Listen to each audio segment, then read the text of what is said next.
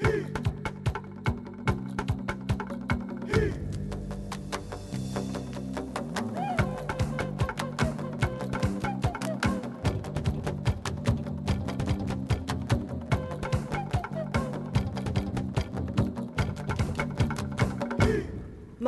elele, and welcome to Pacific Pulse. Coming up, from students to scientists, talking climate change in Tonga. The people of Kiribati fight for their future. And no doubt about the mighty force of the Pacific Ocean.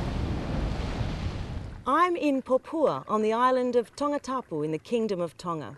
You only have to be in a place like this to realise how rising sea levels linked to global warming will seriously affect many Pacific Island communities. It's a hot topic that's got everyone talking climate change, from scientists to students.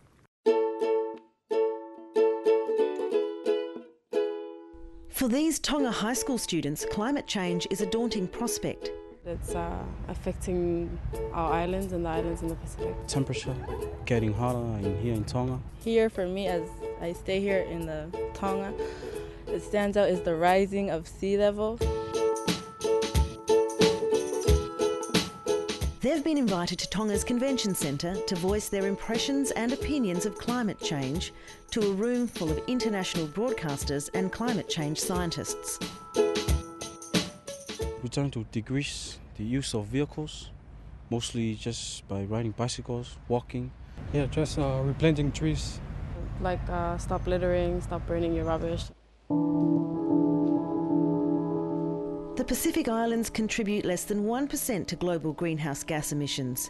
Yet it's these islands and coastal communities that are experiencing the effects of climate change that scientists now believe are caused by those emissions. We are experiencing changes in temperature. There have been episodes of warming in different parts of the Pacific at much higher rates than the global average. Sea level rise is a major concern. So if you ask them, what is your biggest problem here, they'll say sea level rise.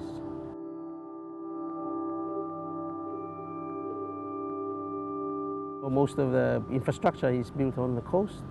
A lot of socio-economic activities, even agriculture, is practiced at or near the coast.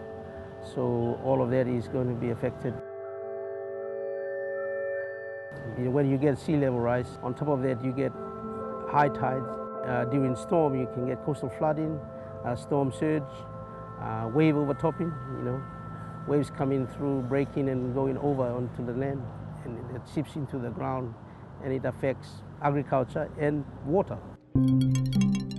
A Papua New Guinean scientist, Dr. Sem is an international authority on climate change. He says helping areas under threat adapt ahead of time is the highest priority.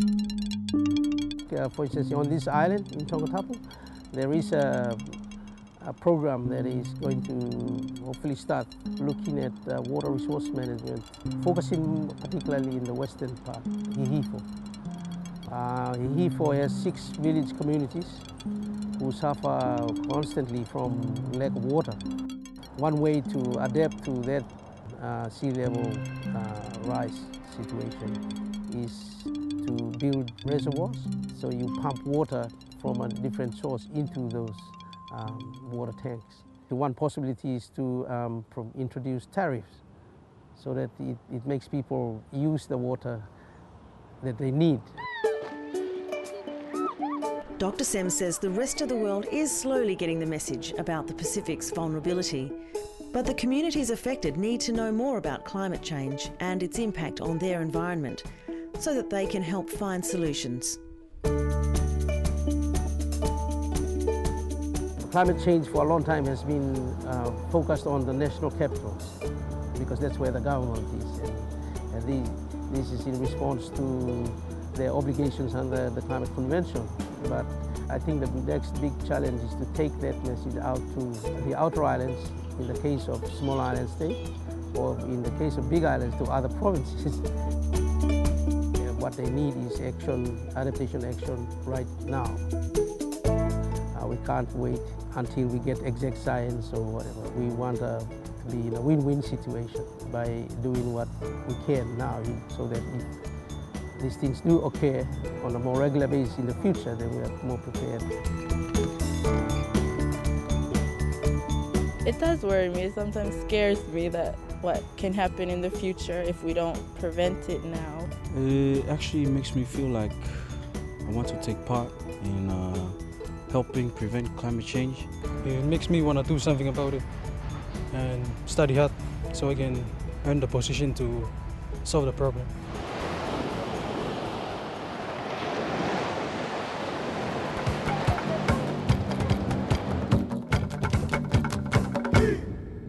As we've just heard, rising sea levels are the most urgent threat to low-lying areas of the Pacific. The Republic of Kiribati is among those most at risk, averaging 2 metres above sea level. But while the future of these 33 islands is uncertain, the Kiribati are determined to safeguard their culture no matter what.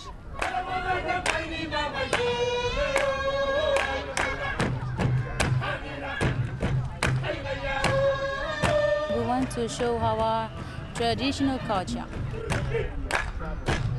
We are very proud of it. The culture of dance is something that is inbuilt in our Kiribati people. They learn it from when they were very young.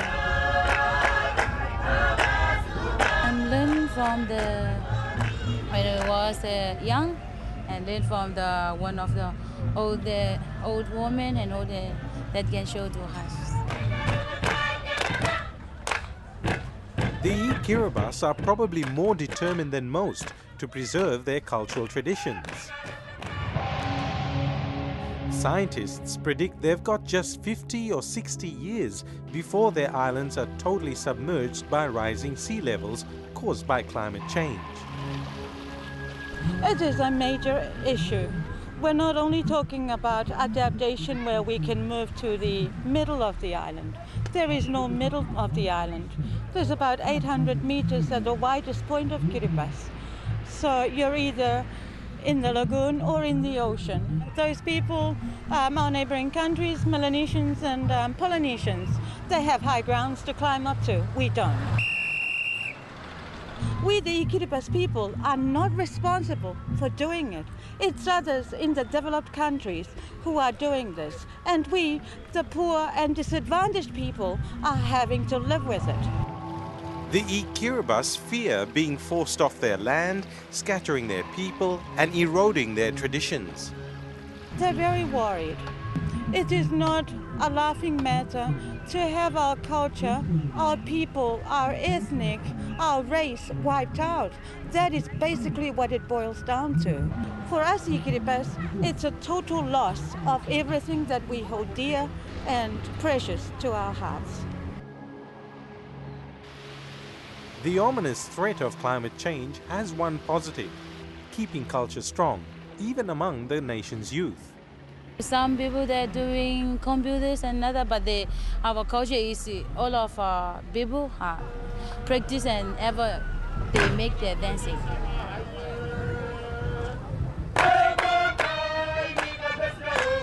We have 33 islands.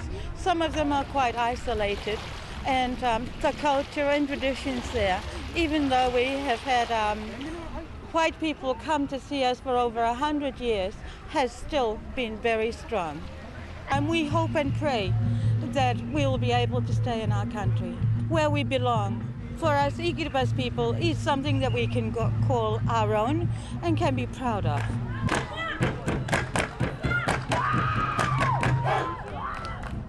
And if you'd like more information on this important issue, go to our website.